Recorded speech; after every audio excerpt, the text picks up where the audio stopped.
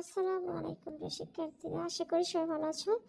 আমি তোমাদেরকে ইংরেজির কিছু গুরুত্বপূর্ণ প্রশ্ন, যেটা তোমাদের পরীক্ষায় আসার মতো, যেটা অলরেডি অনেকগুলো বিদ্যালয়ে যাদের পরীক্ষা হয়েছে সেখানে অলরেডি চলে এসেছে। তো তোমাদের যাদের 28 তারিখ থেকে পরীক্ষা তাদের জন্য ইম্পর্টেন্ট।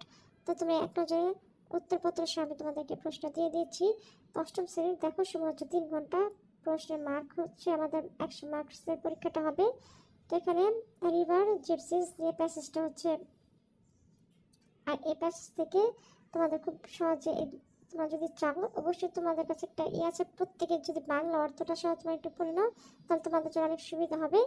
এর বাংলা অর্থ সহ পড়ে নিবে। সবার আগে যেই প্যাসেজে পাও, অবশ্যই তোমাদেরকে আগে বাংলা অর্থটা পড়ার চেষ্টা করতে হবে, বোঝার চেষ্টা করতে হবে, ঠিক আছে? তারপরে প্যাসেজটা বুঝে দেন এখানে টিক চিহ্নগুলো থাকবে, choose the best answer from the alternatives. তো এখান থেকে তোমাদের টিক চিহ্নগুলো উত্তর দিতে হবে। আমি উত্তর সহ দিয়ে দিচ্ছি তোমাদেরকে, তোমরা শুধু এখন প্রশ্নটা দেখে রাখো, ঠিক আছে? এই যে এরপরে এখানে প্রশ্ন থাকবে, বিতে থাকবে প্রশ্নে, এই প্রত্যেকটা উত্তর আমি দিয়ে দিচ্ছি। এখন আমাদের তোমরা প্রশ্নটা বুঝে নাও। এটা হচ্ছে বি প্রশ্ন থাকবে এখানে, এর উত্তর আমি তোমাদেরকে দিয়ে দিচ্ছি। এরপর হচ্ছে 2 থেকে আমাদের যে প্রশ্নটা থাকবে আরেকটা প্যাসেজ থেকে, সে প্যাসেজটা আছে the beauty of A sunny day, ঠিক আছে? এটা তোমরা সুন্দর করে প্যাসেজটা পড়বে, পড়ে দেন। এখানে এ আছে, বি আছে, এভাবে এখানে এ হচ্ছে সত্য মিথ্যা, বিতে থাকবে এ কলম, বি কলম। এর উত্তর আমি দিয়ে দিচ্ছি, আগে প্রশ্নটা দেখে নাও। এরপরে থাকবে 3 নম্বরে থাকবে আমাদের কবিতা। হ্যাঁ, কবিতা থেকে আমাদের যে প্রশ্নগুলো থাকবে, এখানে থাকবে একটা প্রশ্ন। তারপরে 4 নম্বরে এই ছকটা কিন্তু পূরণ করতে হবে, এর উত্তর দিয়ে দিচ্ছি। আর 4 নম্বরে থাকছে তোমাদের পার্ট বিতে 30 মার্কের গ্রামার থাকবে, ঠিক আছে? গ্রামার অংশগুলো থেকে তোমাদের উত্তর দিতে হবে। এই হচ্ছে আমাদের 5-এর complete the following text by using right form of verbs, এর উত্তর প্রত্যেকটা আমি দিয়ে দিচ্ছি।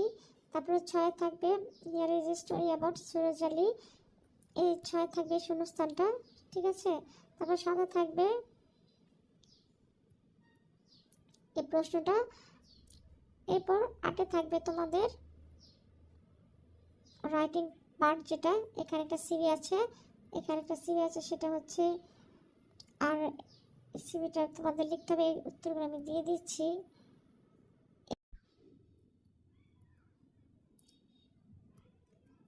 তত প্রশ্নগুলো এক নজরে দেখে নাও। এরপর প্যারাগ্রাফ থাকবে the causes and effects of the food adulteration in 150 words, মানে 10 ওয়ার্ডের মধ্যে প্যারাগ্রাফটা লিখতে হবে। এরপর 10 থাকবে তোমাদের একটি অ্যাপ্লিকেশন অথবা থাকবে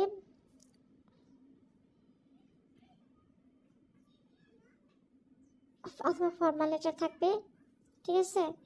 তো তোমাদের এখানে আছে ফর্মাল লেটার। তো প্রত্যেকটা উত্তরগুলো তোমরা পড়ে নেবে। আমি দিয়ে দিচ্ছি আনসার শিটটা, এখন দিয়ে দিচ্ছি। এই হচ্ছে আমাদের আনসার শিট, ঠিক আছে? এখান থেকে হচ্ছে আমাদের আনসার শিট, তোমরা এখান থেকে আনসারটা পড়ে নেবে। এটা কিন্তু অনেক ইম্পর্টেন্ট আছে, অনেকেরই বিদ্যালয়ে এটা কমন পড়েছে, তোমাদের কমন পড়বে। এই হচ্ছে প্রথম আনসার শিটের প্রথম অংশ। এই দেখো, বাকিটুকু আনসার শিট হচ্ছে যেখানে, এটা হচ্ছে বাকি আনসারটুকু। এখান থেকে এক নজর দেখেন, এখান থেকে একদম এ পর্যন্ত।